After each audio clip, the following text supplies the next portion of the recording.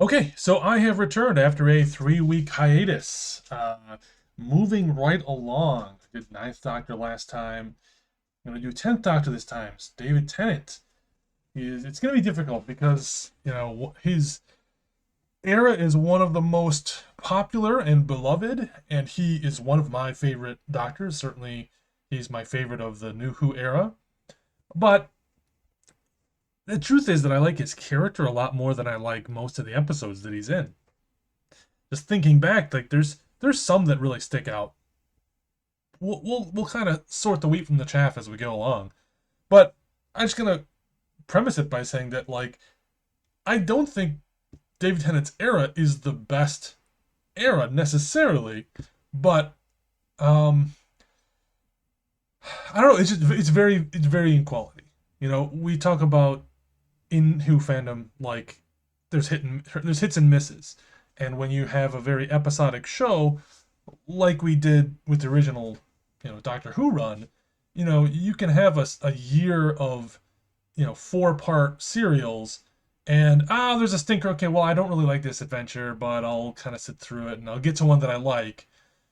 Well, when you've got arc storytelling like the way it is in the New Who, and you have 45-minute episodes that are mostly single episodes episodic, it eats up a larger portion of the series when it's bad. When there's an element that's not working, it drags on longer than it would have in the original series. I guess it's hard to explain. Anyway, so the first time we see the 10th Doctor is in the Christmas Invasion, and so it's right after Eccleston regenerates at the end of, it's called Parting Ways, something like that. Anyway, it's Christmas Invasion is almost a it's almost a Doctor Light episode until the last 20 minutes. I don't think it's great. I don't think it's bad. I think it does a good job.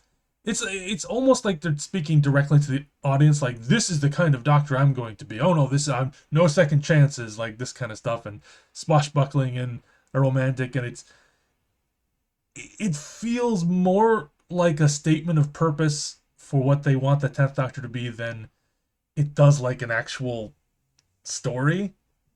I think that's why I don't like it. Um, I would like to say that New Earth is a better first outing, but New Earth is real. I got problems with it. I just, you can tell from the get go. Well, once Rose gets over the new face, once Rose gets over the idea that this guy that she's kind of fallen for, and she really likes traveling with this guy, but he's got a new face and that's weird and I don't understand. She gets over that real fucking quick. And you can tell right from probably from the end of Christmas Invasion, but definitely from the first moments of New Earth, like these guys are on dates. This season is about the Doctor dating someone. That's really what it is. And I don't know. It works. It worked for me really well at the time. I really liked the kind of romance angle, but I think looking back on it, I'm not so keen on it. Maybe it's just how I've changed. So New Earth, they go, several bajillion years in the future. They, meet Cassandra. I think her name was. I think so. Anyway, the skin beast, and apparently she has psychic powers now, and she can switch bodies, and there's some kissing involved, and I don't know. They're the cat. They introduce the cat people who make a couple of comebacks. It's kind of fun, but mostly it's kind of silly. This ends up being the kind of the pattern is that whenever there's a new doctor, or one specific, I guess more when there's a new companion, they have like an introductory episode, but then they have to have an episode where they are shown the world. You know, in the last one, it was like End of the World with Rose, like showing her doing something that's so far that's gonna blow their fucking minds. You puny Earth brain, we're gonna fucking blow your mind. And so the 10th Doctor brings Rose somewhere that's going to blow her mind. Oh, it's going to be this fun adventure, and it ends up being kind of sad and disturbing. Tooth and Claw. That's probably top of B, maybe, but it's fun. Tooth and Claw is fun and silly, so if you can get into the swing of the if you get with the idea, if you can fuck with the idea that this is just a series of dates between the Doctor and Rose, then they're flirty and they're fun and you can have fun at that level. Tooth and Claw, the story is kind of silly. I don't know. This second season they were seeding Torchwood the series with it being like, kind of they talk about it like the Queen Victoria, right? She starts the Torchwood Institute. Anyway, man, I got a lot to go through. I better stop rambling. Okay, School Reunion. School Reunion's A. The story is mid, but it has Sarah Jane, and she's being extra Sarah Janey, and she's great. She's back to being the kind of Sarah Jane that I like. Where I complained in previous videos that she started out as being this kind of very smart, like tough cookie, hard hitting reporter, and she just kind of reverted. She just kind of became the new Joe Grant. And as much as a smart and sweet character she is, she never really had that same edge that she had in the first episode she appeared. But she's got that again. And she's investigating something, and of course that helps her to run into the Doctor. And you got Kanan coming back, and you got Mickey being the Tin Dog. It's pretty good. Girl in the Fireplace is S tier. Girl in the Fireplace, even today, is definitely top 10. It's like each of the first 4 series, whatever, of the New Who, there is an episode or two-parter that's written by Moffat, and they're all brilliant. This is my favorite of the 4. The other ones are going to be on this list too because they're all in the first four seasons. But Girl in the Fireplace, I don't know. There's something really special about that idea of there just being this ship in the middle of space, and it's got a bunch of portals leading through time, and they all go to different rooms in this one girl's house. Essentially, it's like palace, but um, then why are they obsessed with the Madame de Pompadour? Like, none of this makes sense, and it's this really wild mystery. And I forget the name of the actress that plays Madame de Pompadour, and she's fucking brilliant. And there's chemistry between the Doctor and her. They've got like Rose and Mickey are both there, so it's extra like awkward. It's like Rose is hanging out with her ex. This is like the date that gets a little messed up, but like they're hanging out. She's hanging out with her ex like on a friend level, so it's cool that they're able to kind of connect on that level. And you know she has someone that she can relate to, and it's that dynamic is actually really interesting. um Girl in the Fireplace is one of my absolute favorites. The next are top of B. I'll put them at the bottom at A. They're pretty good. They're the reinvention of the Cybermen. They're bringing the Cybermen back into the new series, but it's also they introduced this parallel world where there there was another Mickey, Ricky, or whatever, and but of course, they have airships. They'll have dirigibles instead of having airplanes or whatever. Wow, why do all parallel dimensions have airships? Like that's a real weird thing. But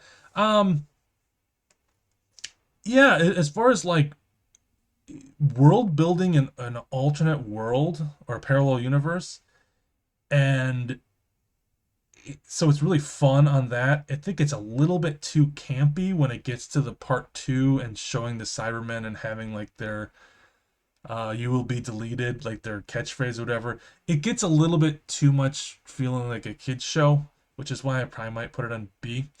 Let's see here, but it's pretty good. Mickey leaves after that, and he's kind of like, I'm going to stay in this parallel dimension because parallel version of me is died here, and I have like a fight to fight, and I have a purpose here, whereas I don't. Like, my purpose was all kind of bound up in his feelings for Rose. So he doesn't feel like he really belongs in the universe. It's like, well, I'm just gonna stay here. My grand's alive here. Or it makes sense. Idiot's Lantern. Jesus Christ, what Mark Gatiss, what's wrong with you? Like, sometimes I love you and sometimes I hate you, and this episode just makes, oh my god, makes me want to slap you. I fucking hate this episode. It's just such trash. Like, it's one of the few times in the series where the doctor, at the very end, the doctor basically tells an abuse victim to go follow and just go be with his abusive father.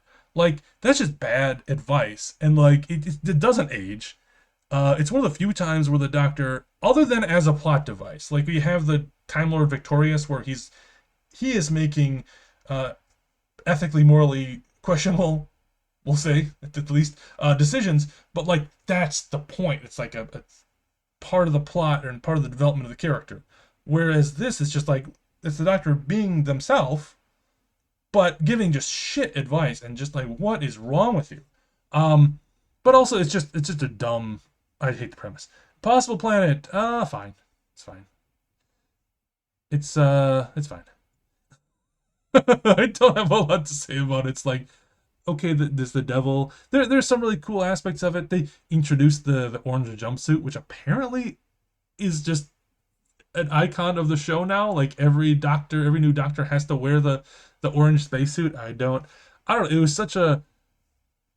I mean, it is a cool looking outfit, but it's not. I don't think it's anything special. Anyway, Love and Monsters.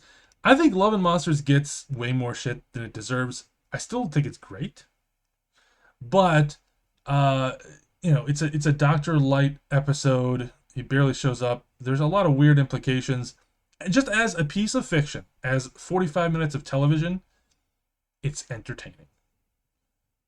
That's it. Fear Her is not. Fear Her is garbage and should be unmade. They should go back in time and unmake this episode. They should slap whoever directed it in the face and say, "What the fuck are you doing? This is a waste of your time." Whenever I watch through it, I skip this episode, and it just breaks your brain if you ever try to watch it. It's utter shit. It's just garbage. Army of Ghosts and Doomsday, both good. Both are good. I'd say A tier, but yeah, they're better than these. I can put these in the top. Yeah, I knew I was gonna do it anyway. Why didn't I just do it before? There, those are B tier. Ghosts and Doomsday. Like, it's mostly just an excuse to say Daleks or Cybermen. They're gonna fight. Like, and that's you know what? It doesn't have to be anything more than that. This I kind of complained about that. There's this arms race with the last episode of every season, how they have to keep raising the stakes, and like okay, but and that's true. I don't like that. I'm really annoyed by that, and it continues to this day where everything has to be just this level of epic, and you can't just have like a small story, even for because it's got to be the end of the series. It's got to be epic. Well, if you just roll with it, it's real fun. It brings back characters you thought were gone forever. It gives you development for you kind of a reunion, not really, but Pete and Jackie Tyler. Like of course, in the parallel dimension, Rose's mom dies, gets killed, or becomes a Cyberman or whatever, Cyber Lady. But then we got this widowed man and who really misses his wife, and we've got this woman who's lonely and clearly was like trying to hook up with a 25-year-old and loving monsters like real hard and hit on the doctor in the first fucking episode. It's clearly like desperate for some love. Like why not? Why not ship these two? Like why not give that a little bit? Why not bring Mickey back and trying to fight off this Cyberman menace? Yeah, it's it's not brilliant sci-fi, but it's like top tier Russell T Davis. Like this is what he does the best is that he makes this great character melodrama. Like if you don't like this kind of thing, you're not gonna like. If you don't like Russell Davis's writing, you're not gonna like these two-part finales. But if you just let yourself roll with it, it's not. I don't know. It's fun. It's really fun. They're all really fun. All of Russell T Davis's series ending finales. They're all really fun, even if they're not great sci-fi or even like what you necessarily tune into Doctor Who for. Um, Was it Runaway Bride? Runaway Bride is kind of mid. I mean, in the first outing, we get Catherine Tate. It's clear that Catherine Tate and David Tennant have fantastic chemistry because she ends up coming back uh, time and time and time again. I'm not going to complain because they're one of the great doctor companion couplings. Like there's one a generation, one per doctor that you really think of, and she ends up being the 10th Doctor's kind of the iconic companion, more so even than Rose, who was around for 2 series. But in this first outing, like the story's not great. Her character isn't developed. She's kind of shrill. Um, Catherine Tate's a fantastic actress. Uh, so she imbues the character with a lot of pathos. In the same way that, like, I don't know the actress's name that does Jackie Tyler, but Jackie Tyler's not a likable character, even though she's a well acted, well characterized character. You don't really like her, and I think it's the same thing with Catherine Tate's character here with Donna. The first time you see her, you really don't like her, and you can kind of sympathize for her, and you can kind of feel for her, but she's not terribly likable. She becomes likable later, I think, but in this first outing, I didn't really like her. Okay, Smith and Jones. Freema Agyeman as Martha Jones is real underrated. I think Smith and Jones is a solid A. I don't think it's like an amazing episode, but as far as introductions for new characters, it's pretty solid. But Shakespeare Code, the follow up, bottom of C. I don't think it's unwatchable, but I hate the idea of magic in Doctor Who. Like in the original Who, they went to these great lengths to explain, oh, demons and devils and all that, really just aliens. All these other things are explainable by science. Even uh like the ghosts, the army of ghosts from Army of Ghosts and Doomsday from the previous season. Like, oh, they're not really ghosts; they're projections from a parallel universe of Cybermen. Like, they take something. They kind of had this secular humanist worldview that really rubbed off on me, but it's also how I kind of became as an adult. So I like this idea of like, oh, we're going to take this supernatural phenomena and we're going to explain it in science fiction light terms. But in this one, they're just like, it still kind of feels like it's magic, and I don't really like that. And there's some other episodes later on that really grind my gears that particular way. Uh, but it was a knockoff of like, what's it called, the Da Vinci Code that was popular at the time. I don't particularly like when they have real historical characters unless they are, I don't know, I guess there's exceptions to the rule, but I don't really like the idea that they have Shakespeare as a companion. It doesn't do anything for me.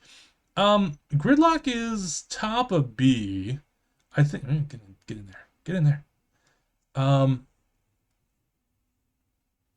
there's really good dramatic character moments. The actual story is whatever, it is what it is, but it has some kind of arc beats, and this is kind of what I was talking about before. So it's often hard to judge individual episodes because there will be an episode that's real, like, I can skip that. You could skip it except for it has this scene or a couple of scenes that are really important to the overall development. So it's kind of frustrating to watch because it's honestly probably a lower B episode. Yeah, it's better than the worst. It's kind of a lower B episode, but it has some really good moments. So it ends up being kind of required viewing for understanding the story and the arc of this season. Okay, and now we go into the depths of hell. Daleks of Manhattan and Evolution of the Daleks are unwatchable trash. And just an embarrassment to everyone that was involved.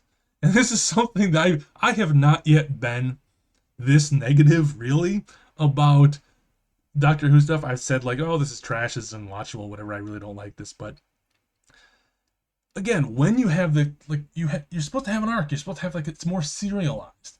So when you have something serialized, it's all got to be good for the whole thing to work. You can't just have one stinker. And this is you've got one season with Freema Agyeman, who's a brilliant actress and hot as fuck, and you're wasting it on some of these episodes that are just such stinkers. It's just such a waste of her talent. Luckily, the next two-parter is not, and it is a solid A. Oh, that's way above School Reunion. Come on. Oh no, sorry. Lazarus is Brilliant also top of D. It's gonna be top of D. Okay, 42 is fine. It's inoffensive. That's Chibnall.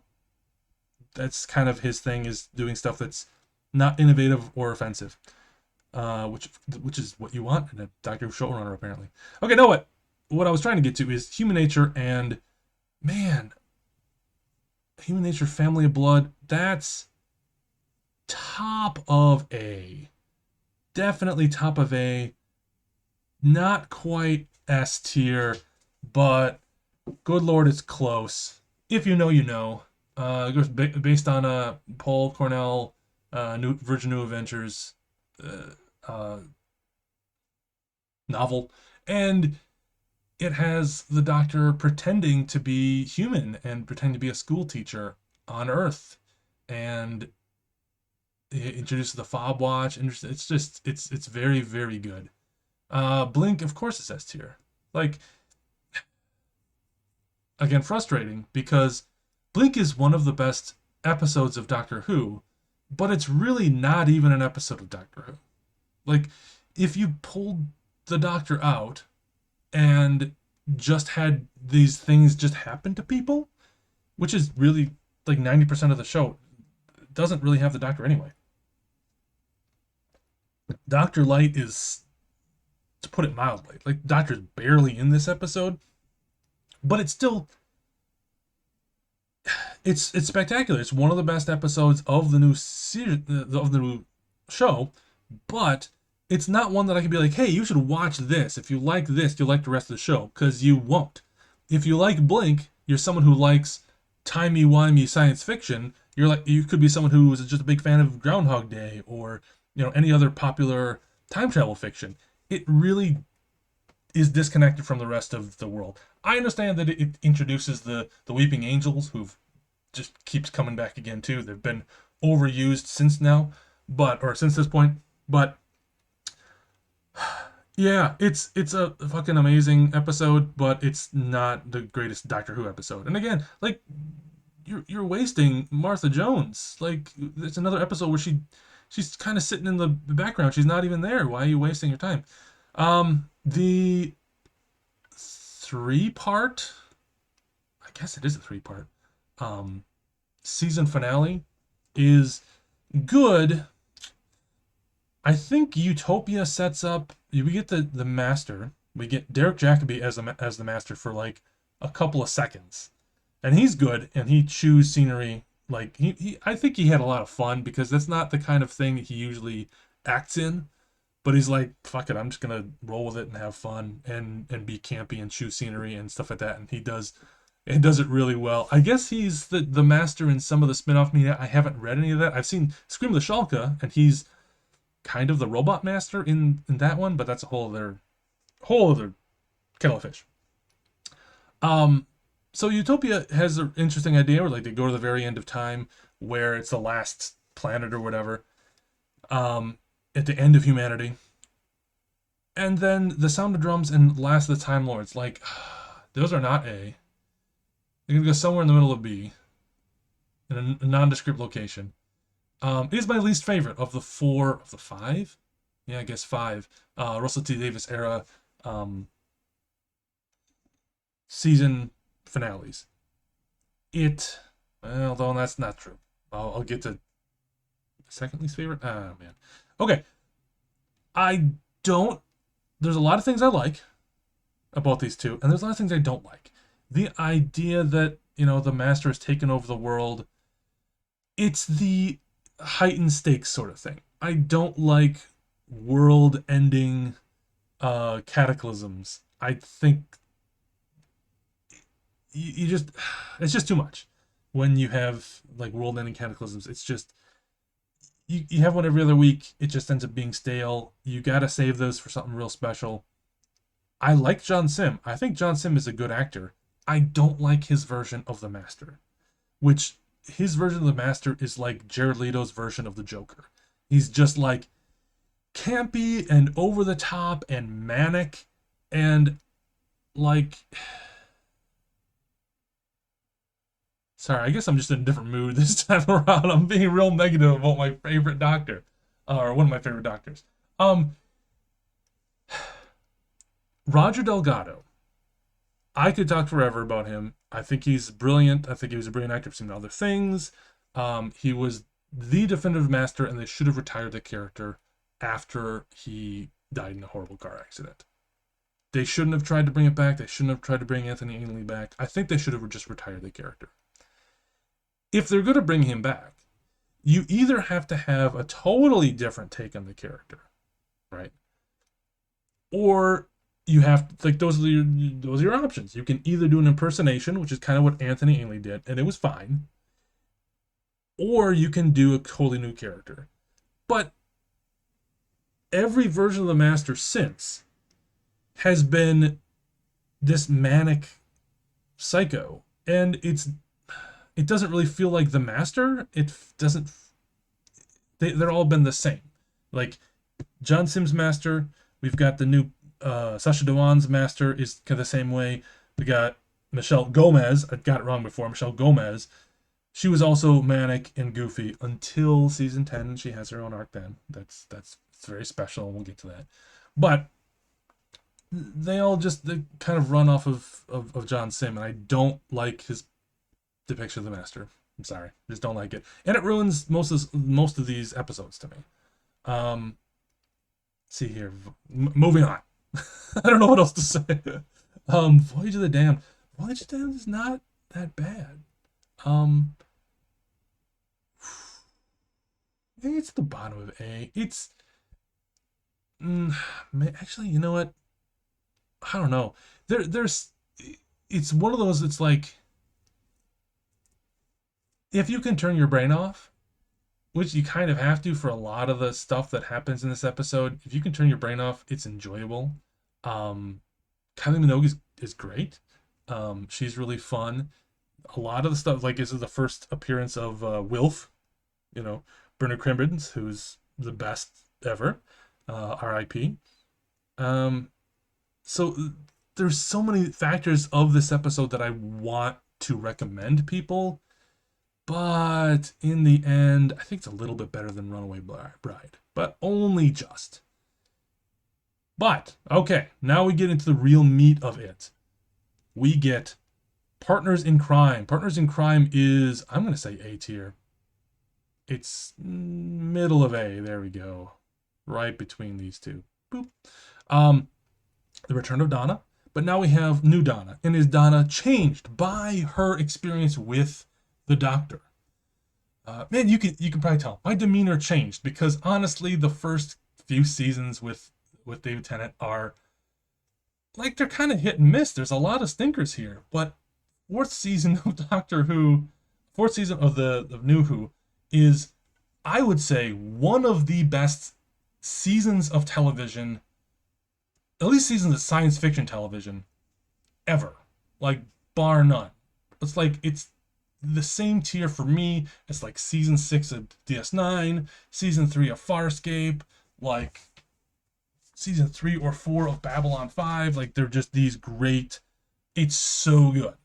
And a lot of it comes down to the fact that, you know, David Tennant and Catherine Tate had a wholly platonic like love affair. Like you can tell these people love working with one another, and it just, there's so much chemistry, there's so much joy being had that you can't help but be infected by it through the TV screen. So that's part of it. Donna's character is interesting because I think it's a better example than even Rose. Rose was supposed to be, you know, she's a chav, she's a shop girl, like she's a boring person, but we're gonna make her interesting and better. I don't think it quite works, but Donna is definitely like, as after her first adventure with the Doctor, she's like, I can't go back. I can't go back to this normal, boring life where I'm just a temp. And I crave the adventure, and I crave like this life. I crave meeting this man again. I need to find him. And so she kind of stumbles into weird mystery, and she looks for supernatural stuff, hoping she'll run into him again, and she does. So the story for this one is this one of those where it's like the story doesn't really matter. It's little baby blobs of fat. Who cares? It's about reuniting these characters, and it's a joy to watch on that basis alone. Same with a lot of this season 4 is really good. Period. That one I would say is it's a purely on the basis of the chemistry and the character moments, because the rest is not good. But that stuff is so high that it really brings it up. Fires of Pompeii, another that's a really good one. It has two soon to be like two future, I guess, yeah, two future Doctor Who alumnus. So it's got Peter Capaldi, and it's got oh, what the hell is her name? Megan Gillan, both in this episode. Who'd have known? Uh, but it's a really good story. Let's see here. Planet of the Ood is a really good story. Planet of the Ood, man, they introduced the Ood in I think the second season, right? Like Satan Pit, and they clearly look like mind flayers from Dungeons and Dragons, almost to the point of like you kind of question whether wizards could sue. But anyway, um, yeah, the Ood are a really interesting idea, and they're introduced as a slave race, and the Doctor's like, oh well, they like serving, so we should just leave them alone. And that was always kind of stuck in my craw a little bit. And then in this one, it's redeemed. It's like, oh, this is how they've been used as a slave race, is because they've been disconnected from one another. And so it kind of has, I mean, it's a deep cut, but it kind of has allegory to like the way that capitalism sort of disconnects us and alienates us from one another, and how then we become a slave to it. I don't think that's in the text. That's just me as a Marxist reading, watching this episode. But I still really like it. I love Tim McInerney. He's great. Even though it's only one episode, but he's such a fun actor, that he gives a real scene stealing performance as kind of the villain to this piece. Anyway, okay. Sontaran Stratagem and Poison Sky are fine. But I'm gonna put them in the bottom of B. They're watchable. You've got Martha again. You've got Unit. I think it is like they basically, she's working with Unit now. Um, they got the Centaurans. They got Dan Starkey coming back as a Centauran. It's fine. This is the Russell T Davis mid season two parter, and you can kind of tell because it's not really selling the sci-fi aspect of it. It feels much pulpier. It's not one of his best scripts. Let's see here. The Doctor's Daughter. I like Doctor's Daughter. I really liked. It really was a bottle episode. They, I don't know. The concepts of it are really interesting. Like you can't really dig down too deep and think about it too hard. Like, well, how could these guys have only been there for 7 days? Like, don't worry about it. Like, it's the idea of it. And the concept is great, even if maybe the details don't, like the math doesn't math. But the idea is still really good and great. Like, well, we only kind of know what we know. Like if you've only been around for, if you only lived, you were born as a fully formed creature, you really don't have any sense of time. You only know what you've experienced, you've lived. And if your entire life has been war, then you're just going to continue doing that thing, as mindless as it is. And it's kind of, I think what they're trying to get to is talking about kind of generational trauma and generational conflict, especially in war, but really it could be kind of mapped across any other kind of generational conflicts, um, even like social issues and that kind of thing. Where like that's the only way that people change is I don't know. I'm getting off, and I don't really have anything uh, thought out too well about this, but that's what it makes me think of. Anyway, uh, Unicorn and the Wasp is just a real fun adventure. It's good, and we get to. I'm gonna put it A. I don't think it's quite as good as Blank, but it's got to be up there as Science Library Force of the Dead two-parter. I'm gonna put this down in just for now, so I can see more down here. Real solid. It's the first appearance of River Song. It's another, you know, mind-bending Stephen Moffat two-parter. The last one that we're gonna get. Yeah, it's an all-time classic. I think it's top. I don't think it's quite as. Um, Midnight is also right there. The rest of this season is all going to be right here at the top. Let's put this just for now. Oh man, that's hard. Look at all these A's. Maybe I should start putting some of these down to C. Um,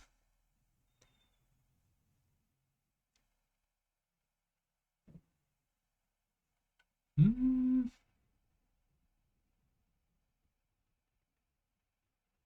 yeah, I don't know what to do. Okay, Midnight can almost be S. That's another bottle episode. It really feels like they they had like no money left. It feels like they just had like, all right, we have $25. That's all we've got. We've got all our actors are all paid for, but like we got no set, we got no budget for effects. What can you give us? And it kills it on that.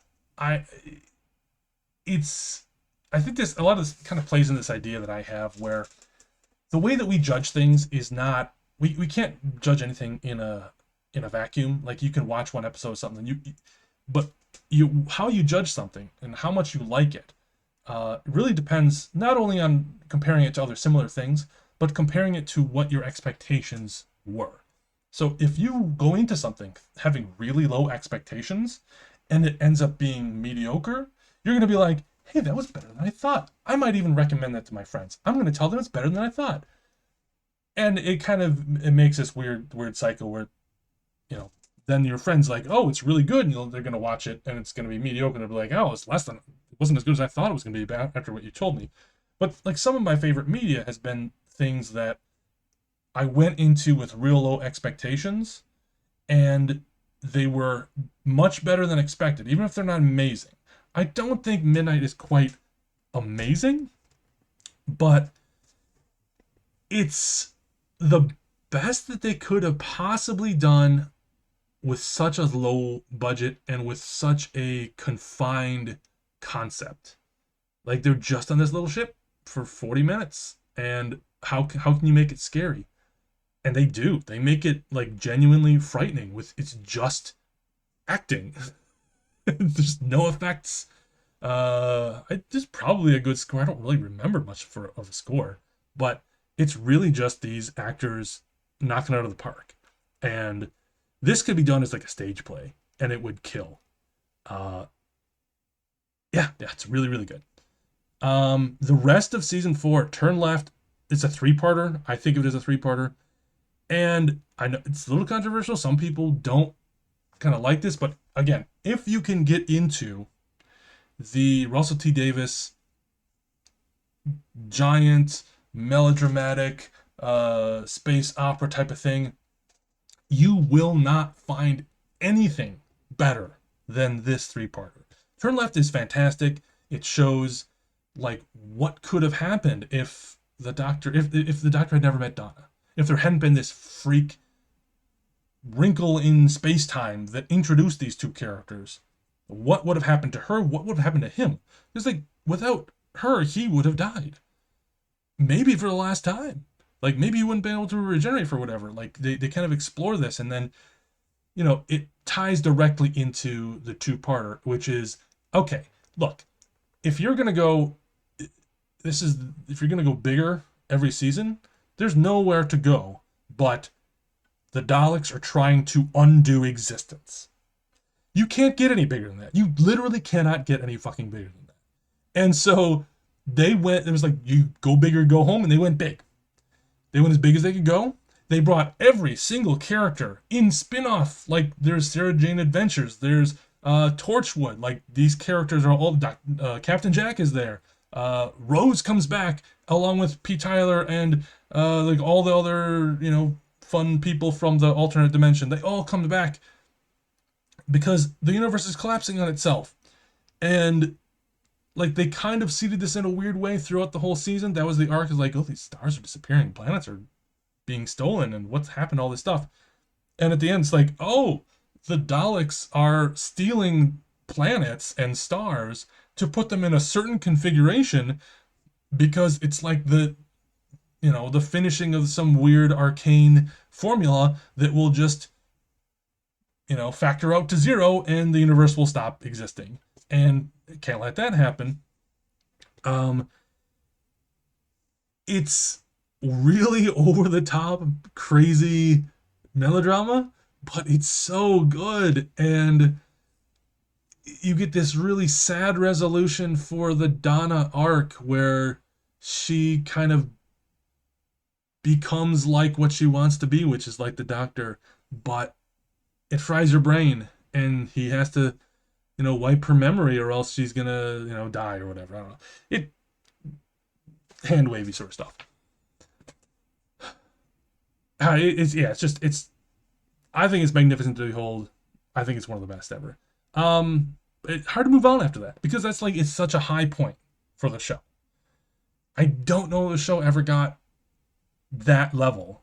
Like for what it was doing, it's the best I think it could ever be. It's gonna be hard to see RTD top his previous work in the next series when he's taken over again.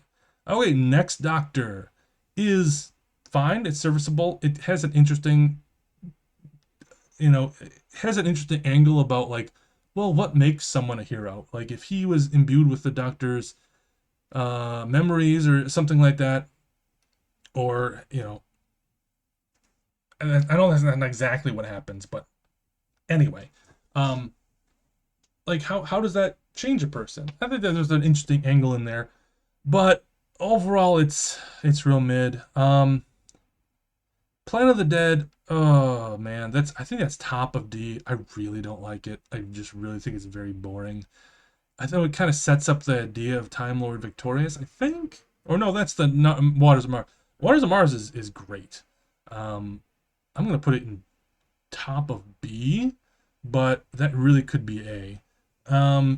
End of Time. I'm gonna do something real weird, and I'm gonna put part 2 in D, or part 1 in D, and part 2 in C. Maybe even bottom of B. It's hard because the End of Time is at the same time a beautiful send off to the Russell T Davies era and also to the David Tennant era. It's really it's the end of an era, and they really want to kind of give it a grand send off. You have so much good dialogue and character moments between the Doctor and Wilf, Bernard Crimmins again, who's just fantastic. I wish that he could have gone and traveled with the Doctor more because I really love those two as a pairing. Just watching the two actors kind of act off each other is really fantastic, and that it's kind of Wilf's fault in a way that the Doctor has to move on and die and regenerate, but at the same time, there's also so much utter fucking garbage in the End of Time. Like that brought the master back. How? Who cares? Fuck you. What is the doctor? Why is the master like eating people? What does that have to do with anything? Shut up. Fuck you. Why is Obama in this? What is it, like? It's I understand this is like after the great financial crisis, but it's like there was this whole thing about Obama's going to have some sort of fix for the economy. Like that's not how any of this works. Like the president doesn't have a control over the economy like that. He can't doesn't have magical pulpit strings, and it kind of leans into this weird hero worship of Obama, which I have a large I leaves a bad taste in my mouth. But it's also don't include contemporary political figures in your show. That's just it's weird. It's going to date your show. It's going to make it not age well. It's going to add a certain level of political divisiveness that you don't need. Like, can you imagine? Can you imagine that if instead of having what the hell was her name? The woman from the first Christopher Eccleston season. I forget the name of the actress, I forget the name of the character, but she was like I don't know, education secretary or something like that, and she became the prime minister. Like, okay, that's a fictional character that became prime minister, but like you had this arc with this character. Like, imagine if instead they just had Boris Johnson. Like, there's a giant middle finger, and that's how I feel like I'm just being given the middle finger. So you've got they also tease the return of the Time Lords, which is like it could be really interesting. I always kind of feel like the Time Lords are better left as more mythology, and I don't know, man. Like it's such an utter clusterfuck, but it's also a clusterfuck you have to watch. Like when you're doing a watch show, you can't miss this one because there's so much good stuff in it that you have to just bite your tongue through the bad stuff. Um, which you know what? To wrap it all up, that's kind of how I feel about the David Tennant era. There is so much wonderful, brilliant writing and action and set pieces and characters, and there's so much good stuff. But a lot of that good stuff is in the middle of an episode that's shit. And so it's frustrating. It's a real frustrating thing as someone who like again, David Tennant is one of my three favorite Doctors. He is my favorite of the New Who era so far. Although he has some strong contenders so far. But it's him, Sylvester McCoy, John Pertwee. Those are my like S tier. Well, I'll do that another time. But I'm rambling here.